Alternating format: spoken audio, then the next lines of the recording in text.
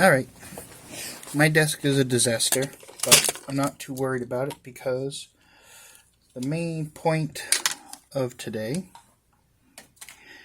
is to just try out filming me doing something for the first time. I don't know what that something's going to turn out to be. Maybe this will be a very, very short test, but we'll find out. So, what I've got here is 4 Ryobi batteries that I rescued from the recycling drop-off at a local Home Depot. So, if you don't know, right by the entrance of most Home Depots, there is a drop-off bin where you can drop off used and spent tool batteries so that they can be recycled. But what we got today is 3 of these P102 batteries, which are 1.3 amp hours, 18 volt.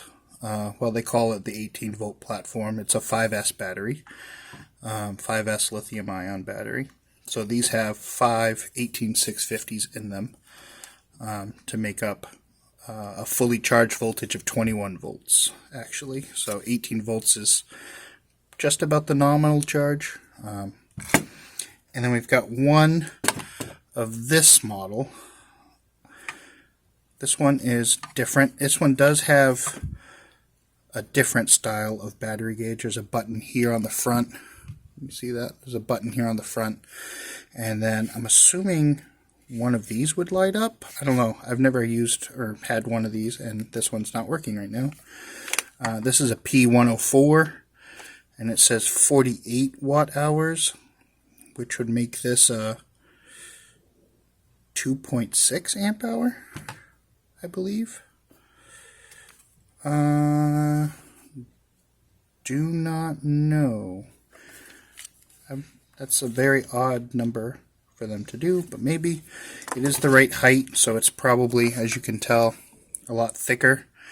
So, fair bet this is 2 stacks of batteries in there, so it's a 5S 2P battery, whereas these are a 5S 1P.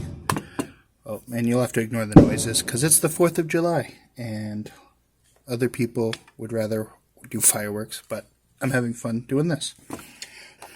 So we are going to, I'm going to just start with one of these, and we are going to open it up, see if we can tell what's wrong with it, and if we can tell what's wrong with it, we'll see if we can possibly fix it. So I believe I need a T15 security bit for this. Double check. Yes. So every Ryobi battery is going to have one of the screws holding it together that has this plug in the top. It's not a particularly resilient plug, but as soon as you pop that plug, that tells them somebody's gone in there, and it voids any kind of warranty. So if your battery is potentially still under warranty, do not dig into this plug, because you will not have any chance of getting warranty coverage. But it's just a piece of plastic plug, so if you just stab into it and lever it out, it's no big deal, and that will expose the last screw to get this open. So the reason just throwing voltage across this is dangerous, I'm kind of getting off topic. This isn't scripted, so this is going to be a little rambly, but I've never done this before, so I'm kind of okay with that. We'll just kind of see how it goes. We're going to take a multimeter here, and this is a relatively cheap one.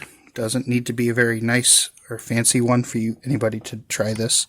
And we're going to check what the output is on these, and you can see here it's basically 0. So and we'll just, for the heck of it, plug a charger on top and see what it says. The double blink means it's evaluating, and this is not getting us anywhere. So this particular charger, I guess, doesn't give us an error light when it's aired out. So we should grab one of the other models. I believe I have one somewhere. Oh, that other one might be out in the car. Yeah, it's okay. We don't need to worry about it right now.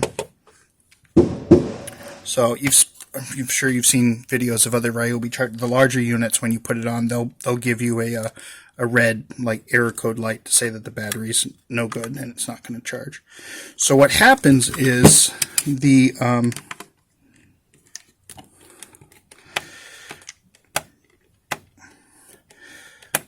things that can damage a lithium battery, aside from the overcharging I just mentioned, is over-discharging as well. Because the little atoms in there, like the molecular structure, is actually rather sensitive. And because you have that very thin non-conductive membrane that is wrapped up in there to keep the positive and the negative from short-circuiting inside, there is a risk of those molecules, when they get overly discharged, of basically kind of clumping up into like little tendrils, little dendrites that can kind of accumulate, almost like those stalactites that you see hanging down in caves. They kind of form something kind of like that, but microscopic, and they can eventually short circuit that membrane. And then when you try to charge them up, instead of charging, I'm just pulling on this for a second off camera because it's a little tight. And so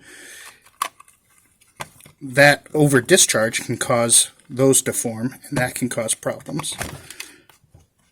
And then obviously if you try to charge it up, instead of taking a charge and being healthy, that will be short-circuiting and dying. So we have these spring-loaded, these metal springy clamps, and that's what holds these things in place. So we'll just put that back in there so we don't lose it. Put that aside. So in here is our 1, 2, 3, 4, 5 batteries. We're going to take this last screw out of the top here. So that can cause those fingers. I think it's dendrite is the right word, but maybe I'm wrong. So that can cause those to form by over discharging it. The other thing that can happen is when you very, very rapidly charge or discharge over what it's designed for. So this is just an empty shell that comes away as well. There's that screw through the top that just kind of holds these top contacts in position. Set that aside. And right away, the good news is I don't see any obvious water damage offhand, which would be a real common cause of failure. And that would show up as like a corrosion on some of these contacts. So this is actually does not look like it's been exposed to water. So if you drastically overcurrent them, either charging them or discharging them, then you can also cause those similar kind of dendrites to rapidly form, or you can cause the cells themselves to rapidly overheat. And if you reach a certain kind of tipping point in the temperature, then similar thing, they can just have a thermal runaway and go kaboom with whatever charge is in them. And these are shockingly dense, energy dense type of batteries. You know, even of the ones that aren't rated for a high current. Ones for tools are obviously putting out a lot more current than, like, say, for your laptop or your cell phone. So these are built a bit more robust to be able to deliver a higher current safely. But there's still a lot of potential there, which is why they pretty much always, either in the battery itself or in the tools that the battery plugs into, they'll have this little kind of brain circuit that monitors the battery for safety. So what this does is, see if we can see this. So you have the battery connections coming up to the circuit board, and you have a lead from the circuit board connecting to both sides of every sets of battery, and it monitors the voltage of each individual cell. So each one of these is a cell, and all the cells combined makes a battery. People call individual what people always refer to as a battery, like a battery. This is not, it's not really the right vocabulary. This is a cell, and if you have more than one cell, then they combined are a battery. But that's kind of a nitpick. So each one of these cells has its own voltage measured by the brain, and if it sees any one of these cells get below that safe threshold of 3 volts or too high, then it cuts off the battery so that they don't continue to get past that safety limit. And what will happen is this little brain in here will keep them turned off as a safety measure. So if they've gone too low, the little brain in here won't let you use it, and a lot of times it won't even let you recharge it just for safety's sake with the official chargers. And that all happens with these 2 units on the end. In a Ryobi battery, they have all the brains and safety stuff on the battery side, which I like because that is very useful for people if you want to DIY and reuse a Ryobi battery for other projects. Other than running Ryobi tools, you can tap into these contacts and use them for power for other electronics projects or DIY stuff, and all the safety stuff that helps keep you from doing anything drastically stupid with the battery is built into it. So on some other brands, I think most other brands, the safety brains are in the tool itself, not the battery. Which means it's easier to do something dumb with those batteries on accident, like over-discharge them or overcurrent them. So the Ryobi batteries are very, very friendly towards reuse because they've got the safety stuff built into the battery pack itself. So what I'm going to do, what I was saying, if you overcurrent them, either charging or discharging, then you can generate those problems or generate a thermal runaway situation. And so when you have a battery that's dead and then you have another battery that's full, and you just kind of, like a jump starter, try to connect the out of one to the out of the other, if that power flows, which usually there will be at least a little period of time where the power does fully flow before the brain kind of wakes up on the bad battery and cuts it off. That power is going to flow basically like a short circuit from the good to the bad. So just like when you jump start a car battery, you put those contacts on, you see the sparks. It's because all that power is flowing immediately and as fast as it can.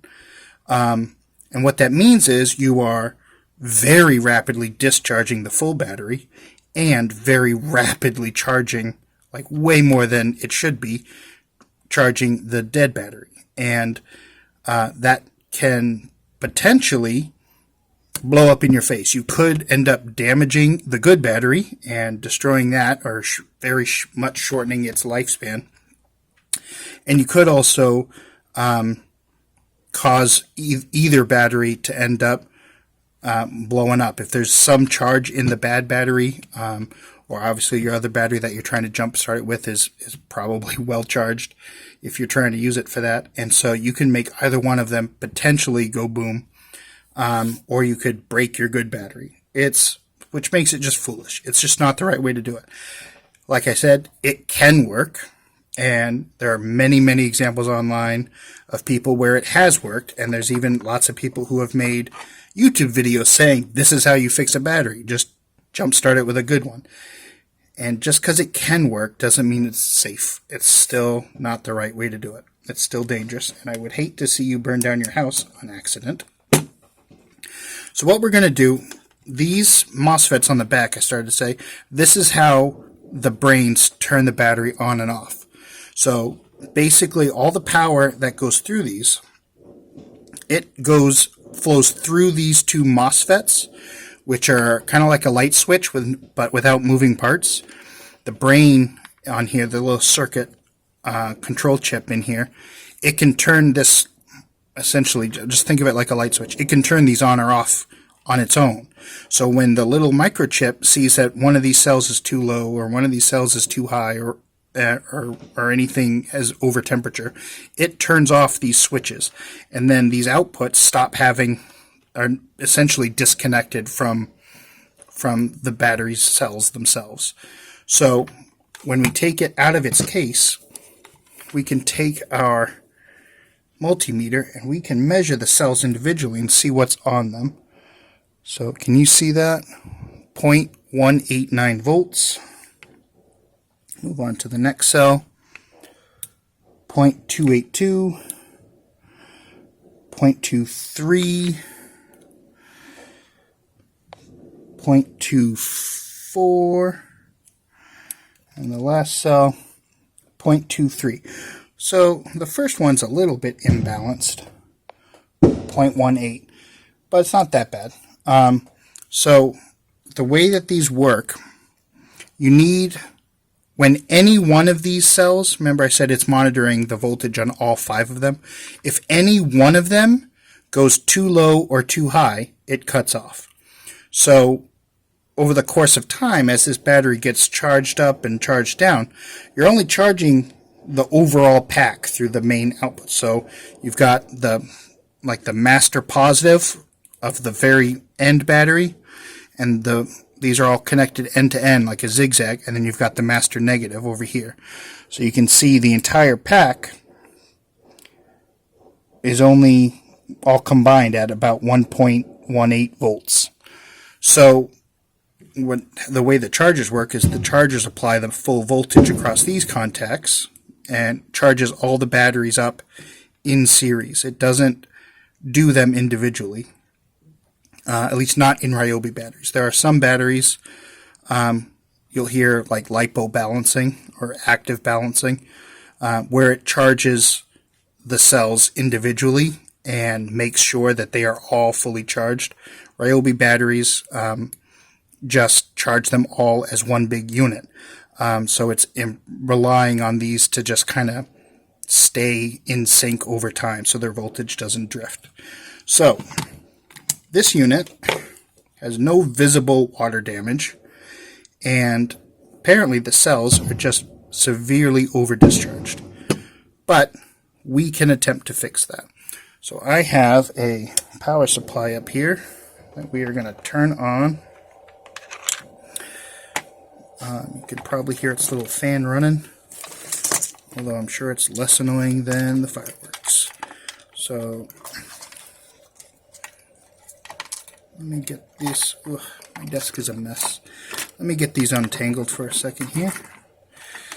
And so I'm going to take my power supply. So the reason a power supply is important is when the cells are over-discharged, it is very, very easy, or much easier, rather, for those damaging dendrites to form.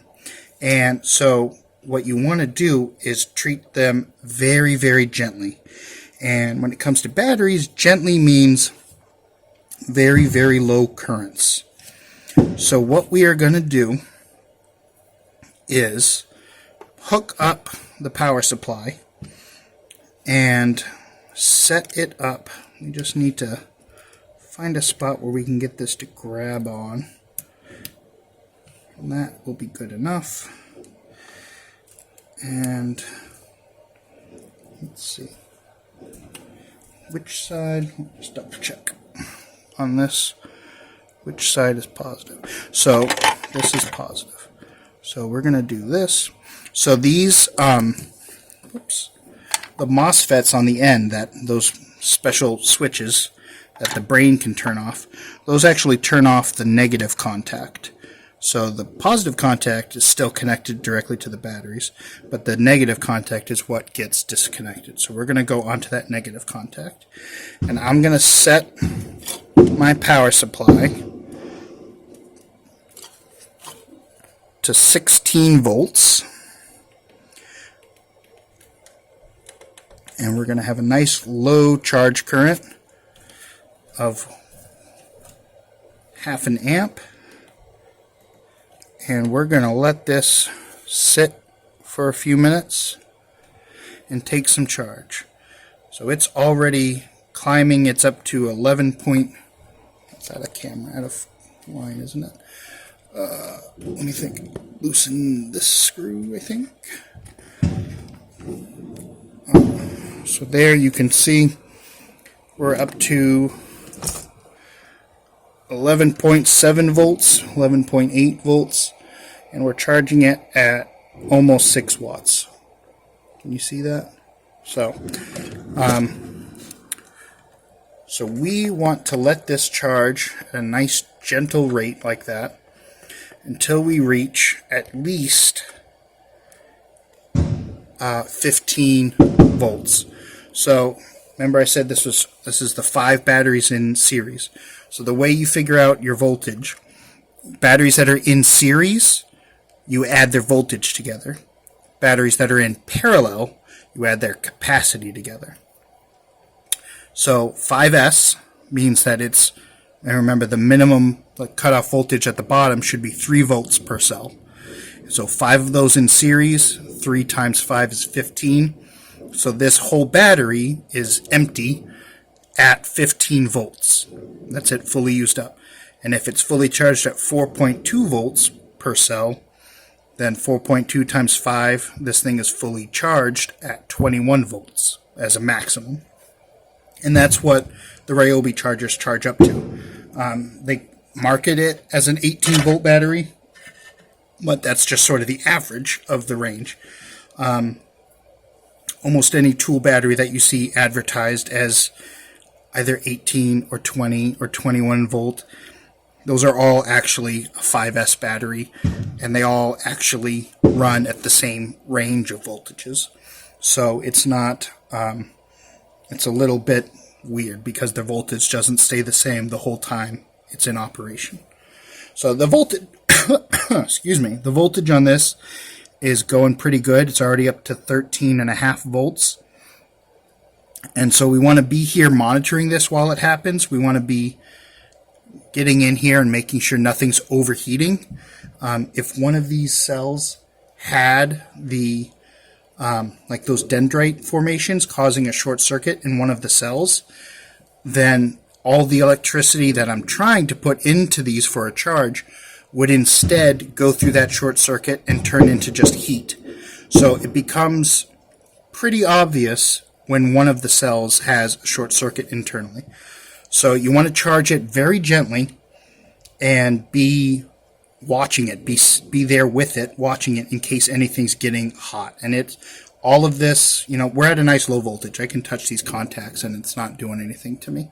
So it's perfectly safe to be touching any of these with your hands. I actually should take off my rings in case, now that I've got actual power in these, because you don't want to accidentally short circuit something. Your body is not really conductive enough for stuff at this voltage, but metal is. So you want to charge it up nice and gentle and get it up to that minimum voltage. And then what you want to do, after you very gently brought it back up somewhere just a little above the minimum, you want to charge it up to there, leave it on the charger at that low max volt, at that low limited voltage.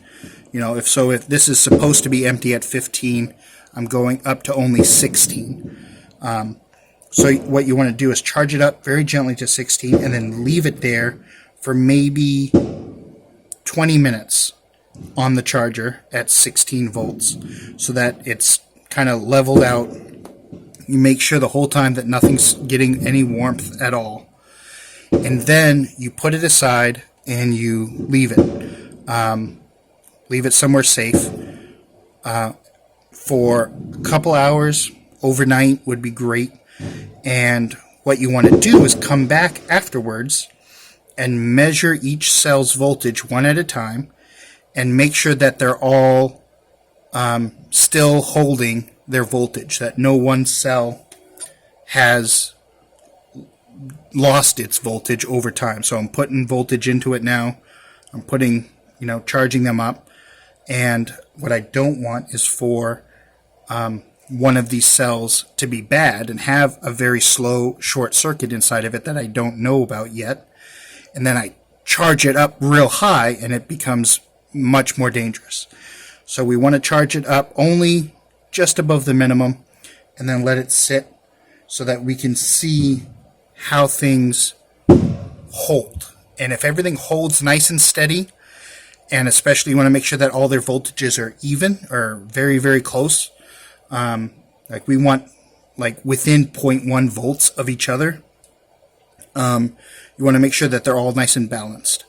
And you can fix if when you come back and you check these, in a few hours, and they've all held their voltage okay, so you're reasonably sure that the cells themselves are not damaged by being over-discharged, then you can charge, like I could set my charging leads to just the 4.2 volts maximum, and charge one cell at a time, and charge the cells up individually until each one cell was 4.2 volts. And that will rebalance them.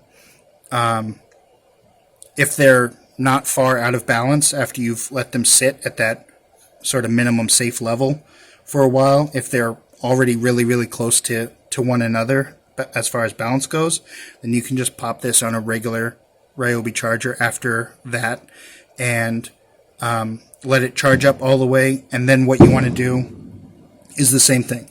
Let the pack sit for a day, a few hours at least, overnight, and come back and check the voltage on that pack and see, did it hold its voltage correctly, or any of the cells seem to be draining for a mysterious reason.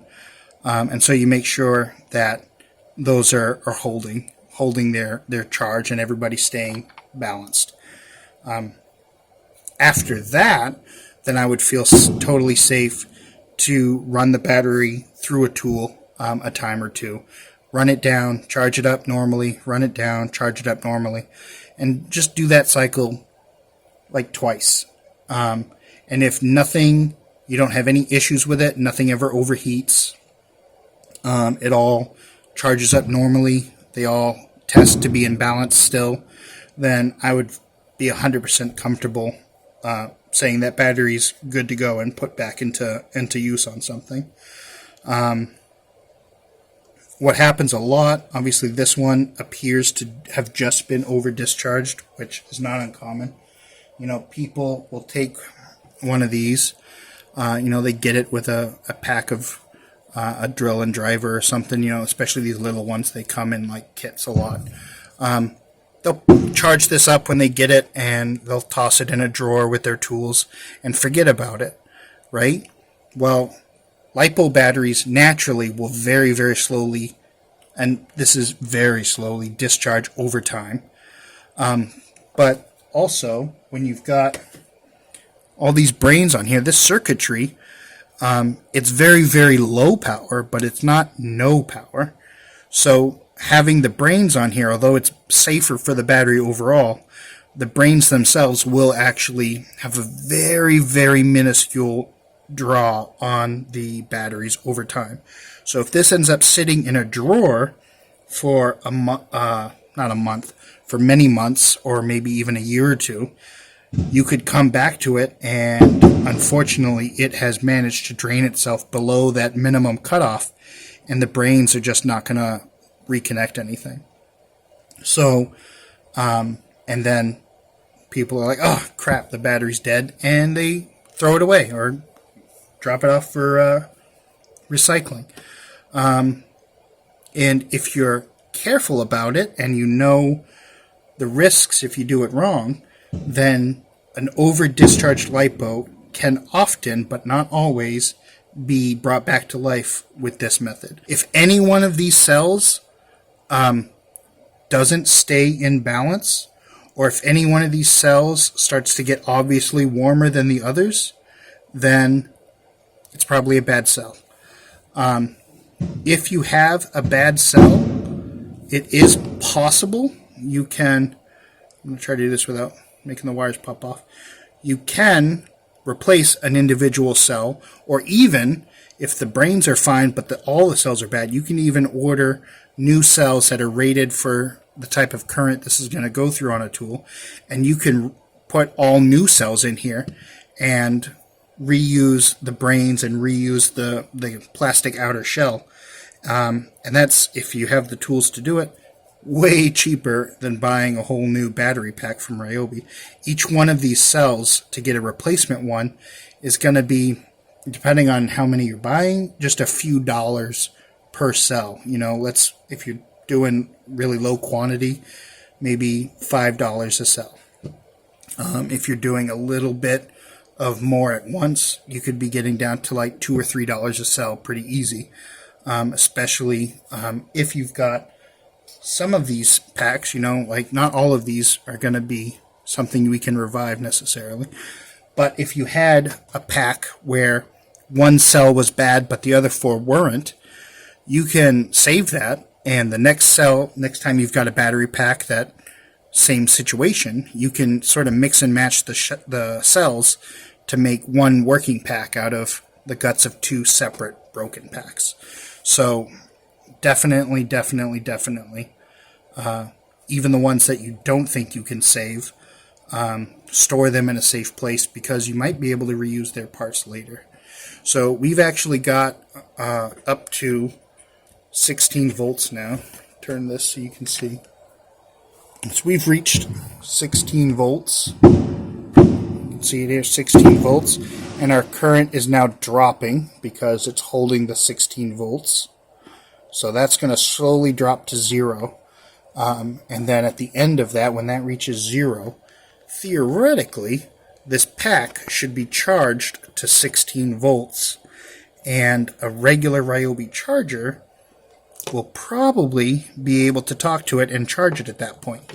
But before we take that leap, we're going to check the balance on them and let it sit for a little while. So I've said it a couple times. Normally you want to let it sit for a few hours or overnight. I'm going to set this one aside while we check one of the other batteries, and I'll come back to this. Okay, we are just about at 0 current flow. So I am going to take this away, turn off that, and we are going to, right off the bat, straighten that out, sorry, so you can see the display. And we're going to check each battery. 3.155, 3.218, 3.18, 3.139, 3.16. So those are all reasonably close to one another. I'm going to take a little piece of note paper, and we are going to actually write down each one. 3.16. So you can see the lowest one is 3.13 and the highest one is 3.2. So that's a total difference of 0.07 volts. That's not awful. That's not awful. So there's no cells that are, I'm just going to write, this is the total negative and that's the total positive, so I remember which orientation this was. I'm going to take this, I'm just going to set it back in its case. Ugh. I forgot how annoying these are. Since these side tabs are spring-loaded, you have to kind of put a little effort into putting it in place. So I'm going to put that there. I'm going to set these batteries over here where they're not touching, not batteries, these screws where they're not touching anything that they can short. And we can just set that gingerly on there. And we'll set this one aside for us to come back to. And let those cells have a chance to just settle down. And we'll see how or if they hold that voltage. Again, sitting overnight's better, but for the purposes of showing you guys stuff, I'll come back to it and check it in just a bit when we're done with this. So let's see how these cells are holding their voltage and give us an idea of if we think this cell has survived the first step of getting reset. So we have here our paper with what our voltages were before. Let's check the overall voltage. Overall voltage, we are currently sitting at 14. I feel like we charged it up to 16, I want to say, so let's see what we're dealing with. This first one was at 3.16. Now it's at 299. So what's that a drop of? 299, it's about a 0.18 drop. Okay. Second one was at 3.13, now it's at 2.95. So that's about a 0.18 drop. Third one was at 3.17, now it's at 3.01. Okay, similar drop. Next one was at 3.2, now it's at 3.07. 3.2 to 0.07, so that's a 0.13-ish drop. And this guy was at 3.14, now it's at 2.97. So yeah, so that's a similar voltage drop. 3.14, 14, 50, yeah, so about 0.17 voltage drop.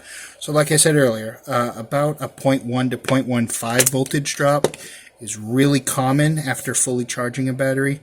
So each one of these cells dropped by roughly the same amount, it looks like. They all dropped about 0.17 to 0.18, which is good. They were relatively close to being balanced. They're relatively similar beforehand anyway. So I'm going to set this cover on here. And I'm going to set a charger on here, and we're going to see what happens. The double blink means it's thinking about it. Oh, and you can see the single blink, now it is charging normally with a regular Ryobi charger. So this battery, whoops, what's happening? Oh, Siri thinks I'm talking to her. So this battery now believes, or is now letting the regular charger charge it. We just saw everything is balanced, everything is seeming to stay even. I know we've only let it sit for about an hour. I'm actually going to go ahead and let this sit overnight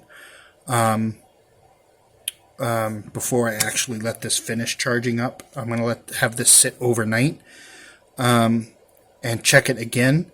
And in fact, while we're here, I will write down the updated values for each cell. If you're going through the effort of manually balancing one of these, then less than a hundredth of a volt is kind of what you're going to try for to be your starting point. Again, over time, as these get used and cycled up and down, because there's not active balancing on the circuit itself, they will gradually drift a little bit away from each other. They won't stay perfect.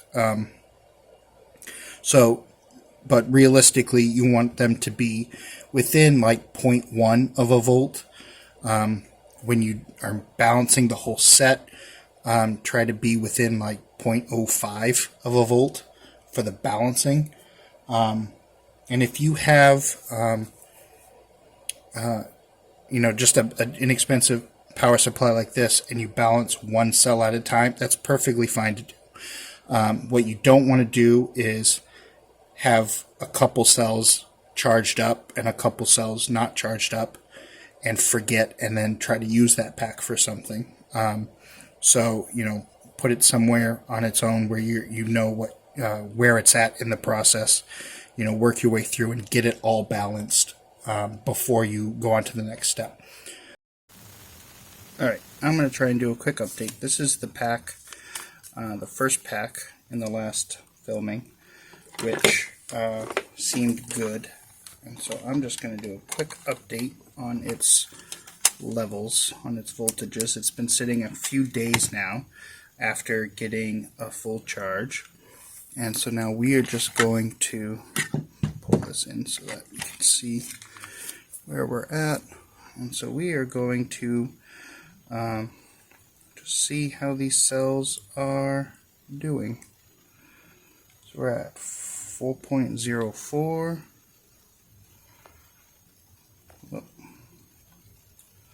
3.95 more or less. 4.01, 4.03, and 3.96. So those are all really close to one another. They're holding their balance well. They're obviously not self-discharging because it might have been a whole week that I've had this sitting here after I did the first charging it up to full. So it has, it sat for a little while after I tested everything the first time. Everything held good. I charged it up to full capacity. It's clearly holding that pretty well. I'm really satisfied with that. So now I'm going to do a couple of just some bigger discharge and charge cycles, like at normal full speed, and just confirm that it still seems to be behaving normally. And then I'm going to call this safe to use. So that is that first pack working, and unless something crazy happens during subsequent charge cycles, which I don't frankly expect at this point with this pack, then it is fine to be put back in use. So I'm going to reinsert these screws.